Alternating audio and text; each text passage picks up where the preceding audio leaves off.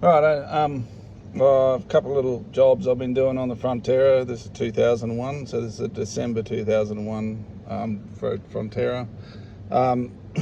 So I had to change the throttle position sensor. It's actually a super easy job. I thought it was what they call accelerator position sensor, because it's a fly-by-wire model. So the previous models had the throttle position sensor obviously in the engine bay, but these are in the actual on the accelerator pedal itself.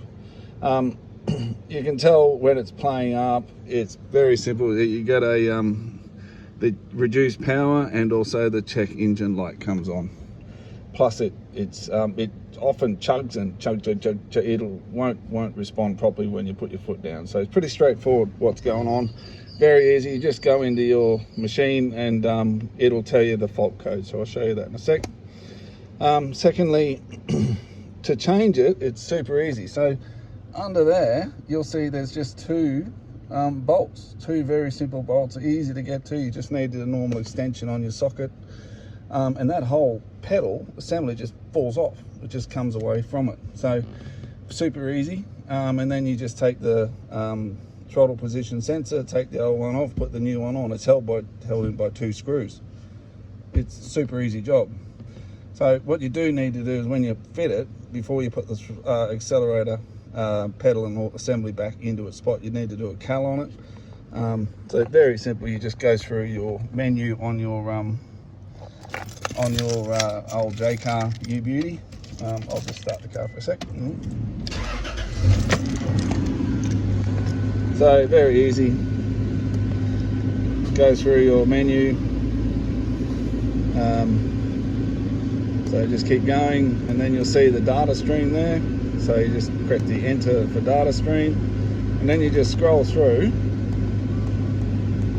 looking for throttle position sensor, throttle position TP, and you can see there it's on 0. So make sure that's on 0, and you can adjust the throttle position sensor. It's got a little bit of adjustment. It's got about 4 or 5 mil adjustment, and you just simply turn the sensor in the mount so that ends up on 0. So the top one. So you can sort of see, if I put the throttle, put it down a bit, it goes back to 0. So just make sure you do that when you fit it. You could potentially get it right by fluke, but that's the easiest way of doing it. So these are like 90 bucks from JCar, and you can get cheaper Bluetooth ones for like 20. So anyway, so that's that. So then you just fit the throttle body, throttle position sensor, and throttle and accelerator pedal E7 back on with the 2 bolts. Super duper easy. So just to go back, so you can read the codes with these. I think there's about 1 billion things on YouTube how to do it, and you see there's no codes. But obviously, if there was a code, it would come up, and you just select GM, because it's obviously a General Motors Holden. And it'll tell you throttle position sensor intermittent normally. Okay, and you can see then the little tick comes up once you reset your codes. So reset your codes is easy. Erase codes and press enter, and it just, yeah, whatever, it'll just do it even though there's no codes. So after I change that, I'll shut this up. So after I change the throttle position sensor, I still had a little tiny intermittent problem. So the throttle position issue went away, the reduced power thing went away, everything was all good. I reset all the codes, but whenever I put the foot down, when the car was warm, it would still chug, even in low revs. So once I got to 2 grand, it would rev, no worries at all, no dramas at all. So I couldn't find any codes. I checked all the leads. I checked, well, considering they're all coil packs, these ones anyway, you can't actually do anything with the leads, of course. So what I did, I went on to good old eBay, and I found a set of these coil packs. So about 140 bucks for all 6. And I bought a set of spark plugs as well. So figuring that, yeah, there's the old ones. So figuring that there's no electronic issues, so there must be something in the electrical system or something mechanical causing the issue. So all it was just below 2 grand when you put your foot down, and it bit, it would just go chugga chugga chugga. So anyway, so these are easier to change. So to change them, you just undo the two screws, and then you undo the little clip on the top. Very straightforward, and then they just pull out as an assembly. They look like that once they're out. So as you can see, there's no actual leads on these ones, yeah, there's just a little 3-pin. So like I said, you get them on eBay for about 140.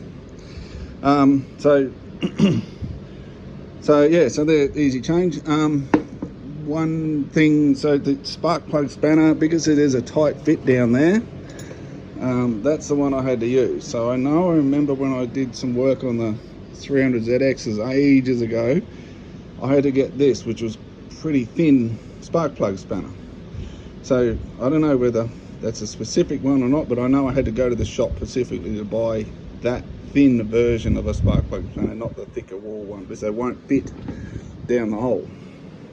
So I already had that, luckily.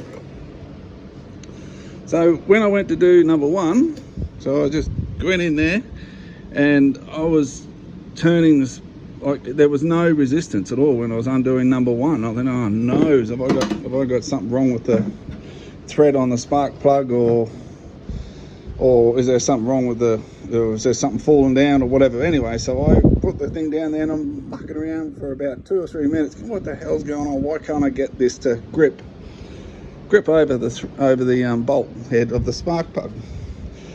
But when I was undoing it, I just went, oh bugger it, I'll just undo it and I'll try and get it out of there. And I just undid it, and guess what? The spark plug was actually loose. It wasn't even tight. So hence, that's exactly where my problem was.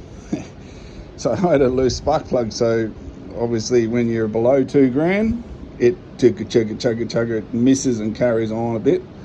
But once you get above 2 grand, obviously engine compression speed, all that, engine RPM and all that would obviously probably make that irrelevant. So anyway, note to self, if you are at an absolute loss, why, it could be a loose spark plug. So get in there and tighten your spark plugs up for starters. So anyway, because I bought them, since I've just found the fault, since I bought the bloody coil packs, I just went, oh what the hell, I'll just do them anyway. So they're easy to do, in and out. The only thing is the aftermarket ones, that there is a slightly different bloody size, so it's not a perfect fit. It still squashes down, it still does its job, but it is not a perfect fit. It's not exactly like for like. So the aftermarket ones have a slightly thicker inside ring here, so it doesn't just slip over, and then these don't bit flush against the bolt. So you've got to sort of bolt them down and they squeeze into place. I never had any issues with it, no dramas. They squeeze down, no worries. So yeah, anyway, so I changed them out, and bugger me, car run like a champion. So anyway, so that's what it was. So I just did the usual, check some oils and check the oils, and everything was all level, and refilled the bits and pieces while I was under here, of course. So so I know I used to have an issue with the radiator with the small leak, but since I put the stop leak in there, it hasn't leaked since. So yeah, she's running good. So I'm assuming that loose spark plug's been loose for an awful long time, including the trip from Brisbane to Darwin. So it's one of those things, when you do those big trips, there's a few little things you could do to help your reliability, I guess you could say. So so anyway, everything else is done on this. So this had its cam belts all done at 160, so that's not due for 320, so I've still got like 50,000 on it before I'd have to do that again. But everything else has been good on it. So I had to when I went to get it converted to NT plates, see, look, there's your car now. I had a couple of things that I had to do. So I had to get some new rear tyres, not because they were worn, because they were cracked. So they were pretty old, those tyres, I'd imagine. Fronts were relatively new when I got it. And the other thing they pulled me up for was it was missing its headrests. So I just drove into the shed, and I found a couple of old DVD ones that I used on my old HSV Avalanche. So that was a bit of a spin out, having them sitting in the shed. So I just chucked them on there, even though there's no DVD, doesn't do anything. But it got me through the roadworthy, and I'm just going to leave them there. No harm leaving them there. Everything else has been good on it. Love the room in these things. It's ridiculous how much room they have. That's me sitting in my seat, and like no car on earth has that much room, and a full-size person can sit in the back seat. Fronterra is just ridiculous amount of room compared to any other car that I know. You just can't get a full-size person sitting behind me in a seat. It's ridiculous. Very good. So everything else works on it. She's been good. I haven't been bush bashing since the NT's been too wet, so I haven't bothered to go out and get bogged. Because that's basically what you do in the wet season. You go anywhere, you get bogged. So it's dry season now, so I'm going to get some work, get out and do some bit of fun on her. Yeah, so that's about an update for the old Fronterra. It's been great, good car, reliable, a lot of fun to drive. They actually are a bloody good, fun car to drive. Great for big people. If you're a big dude, these things are absolutely fantastic. They are so bloody comfortable and so much room. They're brilliant. They're absolutely brilliant. So for a $2,000 car, obviously I got it pretty cheap, but certainly it's a good option if you can get them. So anyway, I'm thoroughly enjoying it. I'm using it as my daily. It's a great rig. So no worries then.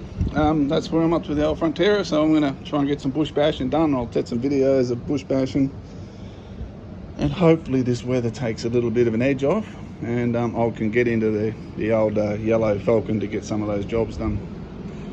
No worries then. Thank you. Cheers.